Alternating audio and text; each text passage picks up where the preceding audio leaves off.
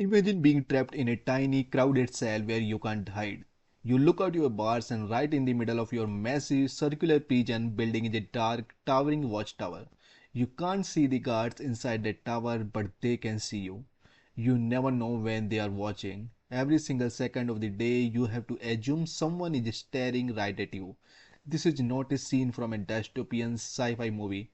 This was a terrifying reality for thousands of people inside Presidio Modelo, a massive abandoned prison located on a quiet island in Cuba. Welcome back to the channel. Today we are exploring one of the most chilling and fascinating abandoned places on earth. Presidio Modelo, which translates to model prison, sits on the Isle of Youth about 30 miles off the southern coast of Cuba. Built in the late 1920s under the orders of Cuban President Gerardo Machado, this facility was designed to be the ultimate prison.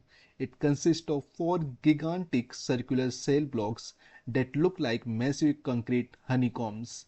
The architecture itself was designed to be a weapon against the human mind, based on an old concept called the Panopticon. The idea of the Panopticon is brilliantly simple, yet incredibly sinister. The cells are arranged in a massive circle, 5 stories high, with open bars facing the center. Right in the middle stands a single observation tower with darkened windows. Because the prisoners are backlit by the sun from the outside windows, the guards in the tower can clearly see every single inmate, but the inmates cannot see the guards.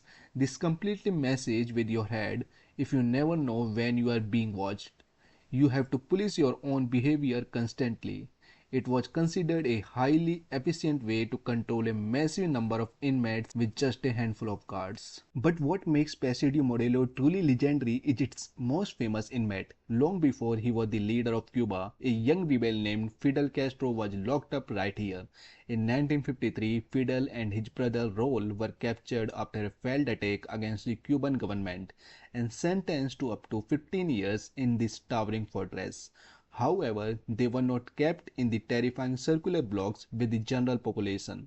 They were actually held in the hospital wing where Castro famously used his time to read, write, and plan his eventual revolution. After serving less than 2 years, he was released. Little did anyone know, Castro would eventually return the favor to his enemies. In 1959, Fidel Castro successfully took over Cuba. Ironically, the very man who was once locked up inside Presidio Modelo began using the terrifying prison to lock up his own political opponents. During Castro's rule, the prison saw its darkest stage. The circular buildings, originally meant to hold around 2,500 people, were eventually crammed with up to 8,000 prisoners. The conditions became completely unlivable. Cells were packed, there was almost no running water, and the floors were covered in trash. The mental torture of the Panopticon design, combined with extreme overcrowding and starvation, made it an absolute living nightmare. The breaking point finally came in the 1960s. The unbearable conditions sparked massive riots and desperate hunger strikes among the inmates. The situation got so out of hand that the Cuban government had no choice but to permanently shut down the facility in 1967. Today, Presidio Modelo sits completely abandoned, slowly decaying under the Caribbean sun. The roofs are rusting, vines are creeping up the concrete walls, and the terrifying watchtowers stand empty. It has been declared a national monument and a museum, allowing brave visitors to walk the very same eerie halls where thousands of men slowly lost their minds. Standing inside one of these massive circular blocks today is a haunting experience. Even empty, the buildings still give you that creepy feeling that someone is watching you from the center tower. It's a dark reminder of how architecture can be used not just to hold people but to break them. If you enjoyed this journey into one of the history's most fascinating abandoned prisons, make sure to hit that like button, subscribe to the channel, and let me know in the comments where we should explore next.